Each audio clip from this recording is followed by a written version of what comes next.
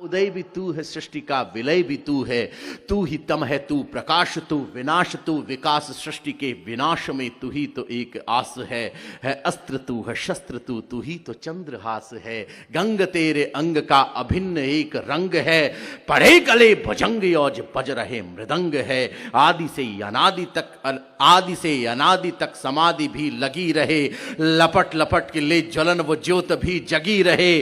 टनन टनन सी घंटियां घनन घनन मृदंग है, विकराल काल छाल पे ये चक्षु लाल रंग है। क्रोध भी प्रचंड तो ये तेज भी अखंड है, पांव के तले गले वो विश्व का घमंड है। चमक चमक है चंद्रमा प्रभो तुम्हारे शीश पर, और तुम्हारी ही चमक धरी प्रभो हमारे शीश पर, तुम्हारी ही चमक धरी।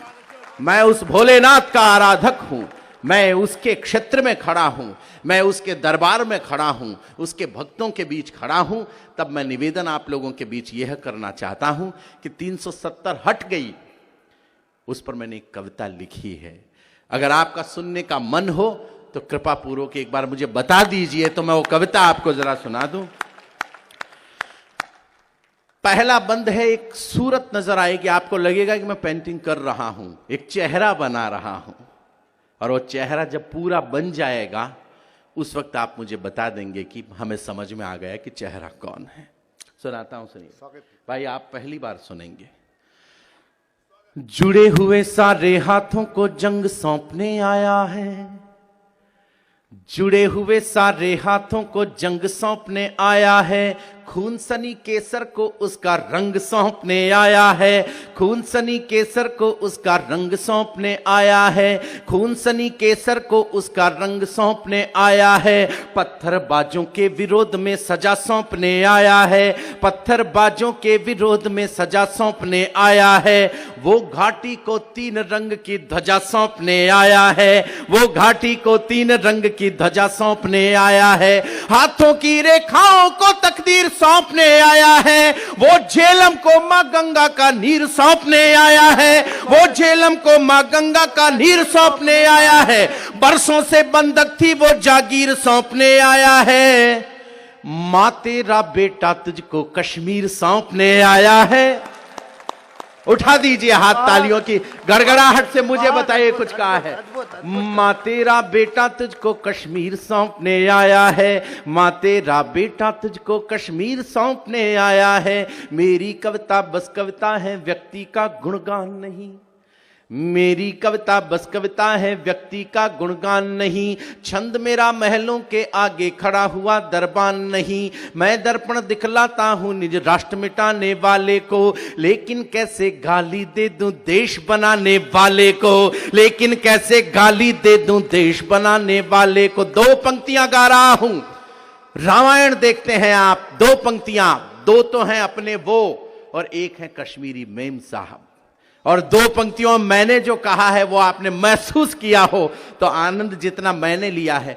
भैया अरे थोड़ी देर रुक जाओ यार, रुक जाओ, बाहर आ जाओ, हम इतनी मेहनत कर रहे हैं।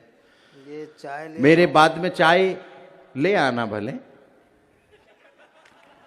मुझे अपने तक ही रक्षा करनी है, थोड़ी देर रुक जाइए प्लीज। मैं निवेदन दे, थोड़ा सा अच्छा नहीं लगता कि मेरी कविता 2 तो हैं अपने वो और एक है कश्मीरी मेम साहब। अब मैंने रामलीला से कैसे जोड़ दिया है, और अगर जोड़ दिया हो तो फिर ये मंच, ये लखनऊ कैसे सुनता है। कमाल ही सुन रहा है पर इसको भी सुनेगा। सुनाता हूं, सुनिएगा कि मेरी कविता बस कविता है, व्यक्ति का गुणगान नहीं, मेरी कविता बस कविता है, व्यक्ति का गुणगान नहीं। छंद मेरा महलों के आगे खड़ा हुआ दरबान नहीं, मैं दर्पण दिखलाता हूं निज राष्ट्र मिटाने वाले को, लेकिन कैसे गाली दे दूं देश बनाने वाले को। राम रूप ने आजादी की खाई पाट कर रख डाली, राम रूप ने आजादी की खाई पाट कर रख डाली, राम रूप ने आजादी की खाई पाट कर रख डाली, और लखन ने सुरपनखा की नाक काट कर रख डाली, और लखन ने सुरपनखा की नाक काट कर रख डाली, और लखन ने सुरपनखा की नाक काट कर रख डाली, और लखन ने सुरपनखा की नाक काट कर रख डाली, जिसके कारण संविधान को उसका पूर्ण विधान मिला। मुझे पता है मैं कहां पर खड़ा हूं। मैं हर कवि सम्मेलन में कहता हूं कि इन 4 पंक्तियों को सुनने बहुत सारे लोग आए होंगे, लेकिन आज मैं ये कह रहा हूं कि जितने भी लोग यहां पर बैठे हैं, ये वो 4 पंक्तियां सुनने जरूर आए हैं जो मैं अब बोल रहा हूं। एक महान आत्मा के नाम का सम्मान प्राप्त करने के बाद मैं दूसरी महान आत्मा का नाम लेना चाहता हूं। मैं सुनाता हूं, आपके मन में श्रद्धा हो तो मुझे बताइएगा कि जिसके कारण संविधान को उसका पूर्ण विधान मिला, जिसके कारण संविधान को उसका पूर्ण विधान मिला, जिसके कारण कश्मीरी पंडित को उसका मान मिला, जिसके कारण कश्मीरी पंडित को उसका मान मिला, जिसके कारण बीत गया अध्याय क्रूर खुदगर्जी का, जिसके कारण बीत गया अध्याय क्रूर खुदगर्जी का, आज वहां पर धन्य हो गया है बलिदान मुखर्जी का, आज वहां पर धन्य हो गया है बलिदान मुखर्जी का, आज वहां पर धन्य हो गया है बलिदान मुखर्जी का, आज वहां पर धन्य हो गया है बलिदान मुखर्जी का। क्या थी 370 और क्या है, बस एक बंद में ये बताने की कोशिश की है, सुन लीजिएगा कि वहां हमें आजादी की अभिव्यक्ति का अधिकार न था। वहां हमें क्या थी ये बता रहा हूं, और अंतिम 2 पंक्तियों में बता दूं कि क्या है। मैं निवेदन करता हूं, सुनाता हूं, सुन लीजिएगा कि वहां हमें आजादी की अभिव्यक्ति का अधिकार न था, राष्ट्र पर्व पर भारत माता की जय का गुंजार न था, शर्मसार होना पड़ता था भारत भाग्य विधाता को, वो धारा गाली देती थी अपनी भारत माता को, कोई कुछ ना कर पाते थे, डर जाते थे धारा से, भारत के सब नियम कायदे मर जाते थे धारा से, बंदूकों को मिला हुआ था हाफिज का वरदान, जहां नामर्दों की तरह खड़ा था भारत का, खंग उठाकर उस भुजंग के यंग यंग को काट दिया, खंग उठाकर उस भुजंग के यंग यंग को काट दिया, और 370 को 70 टुकड़ों में बांट दिया। बहुत अच्छा, वाह वाह, भारत माता की, भारत माता की, और 370 को 70 टुकड़ों में बांट दिया, और 370 को 70 टुकड़ों में बांट दिया। हरियाली से बारूदों की चादर धुलने वाली है। अगली पंक्ति पढ़ रहा हूं। मेरे कुछ मित्रों ने मुझे कहा कि अशोक ये तो पंक्ति गलत है। मैंने कहा कि मानता हूं ये पंक्ति भौगोलिक रूप से गलत है, लेकिन भावनात्मक रूप से कैसी है ये देश तय करेगा। और देश ने पंक्ति को सुनकर मुझे बताया कि अशोक बात ठीक हो गई है। मैं निवेदन कर रहा हूं, पंक्ति दे रहा हूं आपको कि हरियाली से बारूदों की चादर धुलने वाली है। हुजूर, मैं ये बंद आपके समक्ष पढ़ूं उससे पूर्व एक बात निवेदन करना चाहता हूं। 370 हटी, खबर आई उस दिन फेसबुक पर, जिसकी पॉकेट में, जिसके पर्स में 100 रुपए भी नहीं थे, वो आदमी भी ये लिख रहा था कि चलो कश्मीर में प्लॉट खरीदने चलते हैं। बिल्कुल शर्मनाक बात है। एक देश के, एक राज्य के मुख्यमंत्री ने यह बात कह दी गई कि मेरे यहां पर तो लड़कियों की कमी है, अब मैं मेरे छोरों की शादी कश्मीर की छोरियों से कराऊंगा। हुजूर, शर्म आनी चाहिए। इतने सालों बाद में वो हमारे हो रहे हैं, हमारे पास आ रहे हैं।